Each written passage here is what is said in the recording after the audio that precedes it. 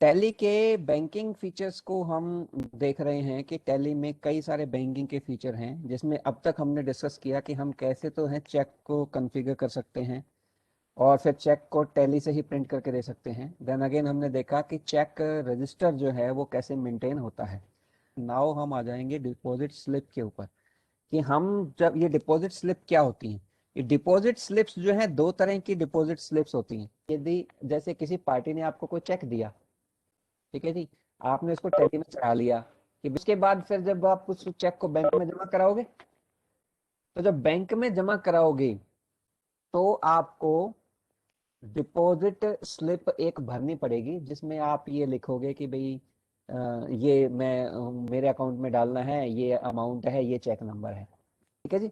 तो वो होती है डिपॉजिट स्लिप। तो ये एक तो हम चेक के साथ लगाते हैं, एक ऐसे ही यदि हम बैंक में कैश जमा कराते हैं तो कैश का भी डिपॉजिट स्लिप होती है। चलो हम एक एंट्री करके देखते हैं। सबसे पहले हम क्या करेंगे, वोचर में जाते हैं जी, और वोचर में जाके हमने क्या करा, रिसिप्ट। रिसिप्ट कैसे करते हैं हम, F6 में जाके रिसिप्ट करते हैं। ठीक है जी। हमने कैसे रिसीव करा कि हमने एक चेक मिला हमें HDFC बैंक से, और किससे मिला होगा, हमारे किसी कस्टमर से मिला होगा। इससे हमें एक चेक मिल गया और अमाउंट मिल गई। फॉर एग्जांपल इसने हमें 15,000 रुपए का एक चेक दे दिया। अगेंस्ट रेफरेंस किसी भी बिल के अगेंस्ट उसको सेटल कर लो।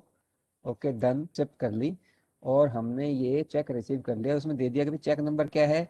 ओके जी, तेरा चेक नंबर ये था, और बैंक कौन सा था, पंजाब नेशनल बैंक। मतलब उसने, कस्टमर ने हमें एक चेक दिया, उसका बैंक था पंजाब नेशनल बैंक, और उसका चेक नंबर था ये, और वो 10 तारीख का था, और वो 15,000 का चेक था। ये बात क्लियर है सबको। ओके जी, डन। लिख दिया यहाँ पे narration, received cheque from customer. Okay done. अब ये चेक हमने रिसीव कर लिया। अब इस चेक को हम बैंक में जमा कराएंगे। मैंने अब तक क्या किया, मैंने एक रिसिप्ट चढ़ाई है। मैं फिर से एक बार इस रिसिप्ट को आपके सामने करके दिखा देता हूँ। ये रिसिप्ट थी। मैंने क्या किया, HDFC बैंक सेलेक्ट करा, XYZ कस्टमर ने मुझे एक पेमेंट दी 15,000 की अगेंस्ट रेफरेंस, और ये एक नंबर से 15,000 मैंने सेटल कर लिए। ठीक है जी। इसको मैंने कुछ सामान दिया था, और सामान देने के बदले में उसने मुझे 15,000 रुपये अभी पकड़ाए हैं। तो मैंने ये जैसे ही 15,000 की अमाउंट डाली, तो ये पूछ रहा है कि कैसे दिया। भाई ये चेक से आया, और चेक से आया तो भी चेक नंबर कितना है, उसका चेक नंबर कितना है, उसने कितने नंबर चेक दिया, अभी उसने ये चेक नंबर दिया है, और ये आपका कौन सी डेट का है, 10 मई का चेक है। ओके, और कौन से बैंक का चेक है, पंजाब नेशनल बैंक का चेक है, और रिसीव्ड फ्रॉम XYZ कस्टमर। ये मैंने डिटेल करके और अपना ये एक रिसिप्ट की एंट्री ओके कर दी। ये सिंपल सी एंट्री है कि मैंने एक रिसिप्ट करी, एक किसी ने मेरे को चेक दिया और वो मैंने रिसीव कर लिया। नाउ अभी मुझे जाके बैंक में जमा कराना है। तो बैंक में जमा कराऊंगा तो मैं बैंक में जाके ये चेक लेके बैंक में जाऊं, और वहां पे बैंक की रिसिप्ट जो है उसमें भर के, और फिर उसके बाद जो है उसको बैंक में डिपॉजिट करवा दूं। या दूसरा तरीका क्या है कि मैं अपना बैंकिंग में जाऊं और डिपॉजिट स्लिप में जाऊं, और कौन सा बैंक था, HDFC बैंक था, और इसके अंदर जी ये रिसिप्ट थी मेरी। स्पेस बार दबाया, उसको रेड से ब्लू कर लिया, सिलेक्ट हो गया, और कंट्रोल P कर दिया।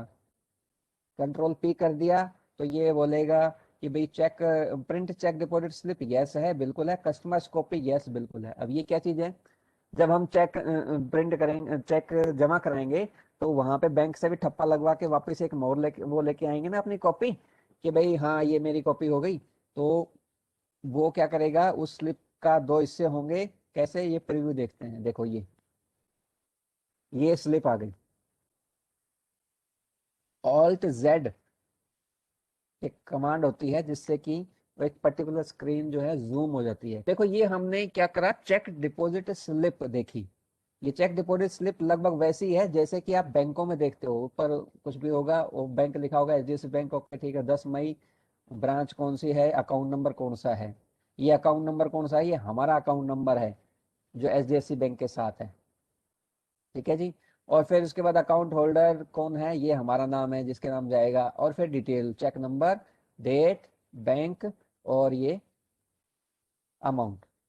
ये होगी बैंक की कॉपी, और आपको नीचे आ जाओ, ये हो गई कस्टमर कॉपी। यानी कि हम ये स्लिप, डिपॉजिट स्लिप जो है जाके सीधी बैंक में दे देंगे। बैंक जो है कस्टमर कॉपी पे ठप्पा लगा के दे देगा हमें वापस। या फिर सिंपल ऐसा भी हो सकता है कि हमने कर लिया, ओके डन, और इसको नीचे फाड़ के एक अपने पास रख लें और एक अपने बैंक में जमा करा दें। Right, so this is the bank deposit slip.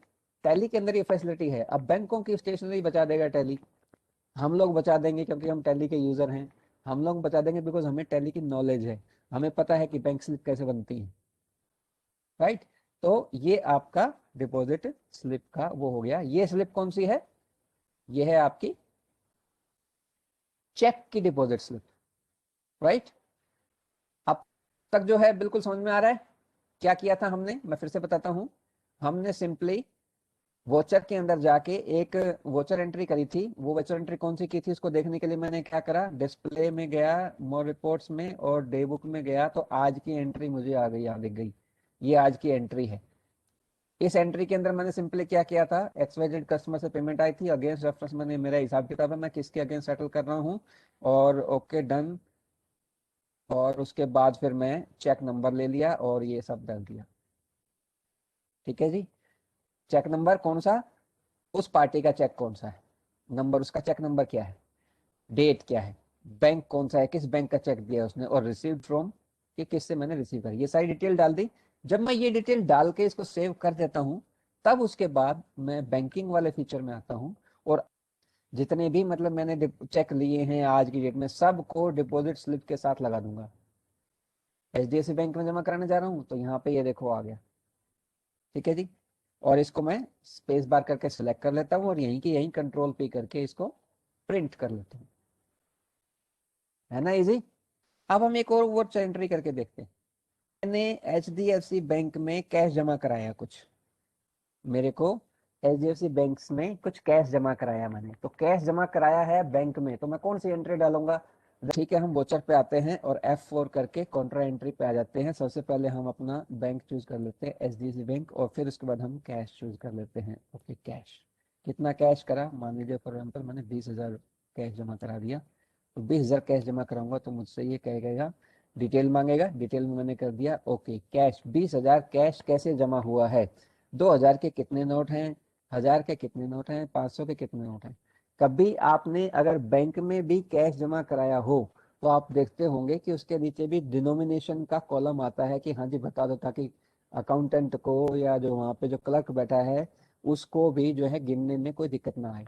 तो हम यहीं पे ही वो स्लिप बना के चलते हैं कि 2,000 के 5 नोट और 500 के 20 नोट, ये हमने जमा कराए और हमारे 20,000 रुपये टोटल हो गए। कॉन्ट्रा करा, यहाँ पे सिंपली लिख दिया अपना डिपोजिटेड कैश टू बैंक। 10 तारीख में मैंने 20,000 की एक एंट्री कर दी। अब हम आते हैं वापस अपने बैंकिंग के अंदर। तो बैंकिंग के अंदर हम आएंगे तो यहाँ पे देखेंगे डिपॉजिट स्लिप, और डिपॉजिट स्लिप किसकी देखेंगे, HDFC बैंक में जमा कराना ना हमें, तो हमारा चेक की डिपॉजिट स्लिप आ रही है। तो कैश की कैसे आएगी, ये बगल में F5 का बटन है, आप यहाँ पे कैश सेलेक्ट कर लो तो ये कैश के डिपॉजिट स्लिप्स आ जाएंगे।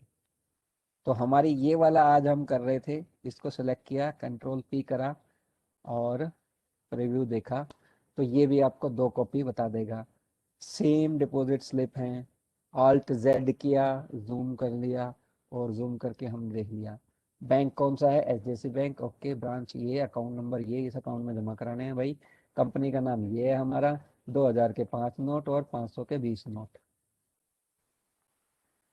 Easy, this is very simple कि हम कैसे जो है टैली जो है बैंकिंग में हमें मदद करता है। तो हम कहाँ से गए थे, मैं फिर से बता दूं, deposit slip, HDFC bank, by default जो होता है वो चेक का आपका डिपॉजिट स्लिप होती है। आप यहाँ पे कैश सेलेक्ट करेंगे तो वो कैश की एंट्री दिखा देगा। ठीक है कि नहीं, तो कैश की एंट्री दिखा देगा, तो ये 2 एंट्रियाँ आपकी हो जाएंगी। आ गया हमारे सामने, जिसके भी एंट्री का हमने जमा कराना है ये करा, और control P, right, alt Z किया, जूम हो गया, राइट। तो दिस इज हाउ हम कैसे डिपॉजिट स्लिप करेंगे।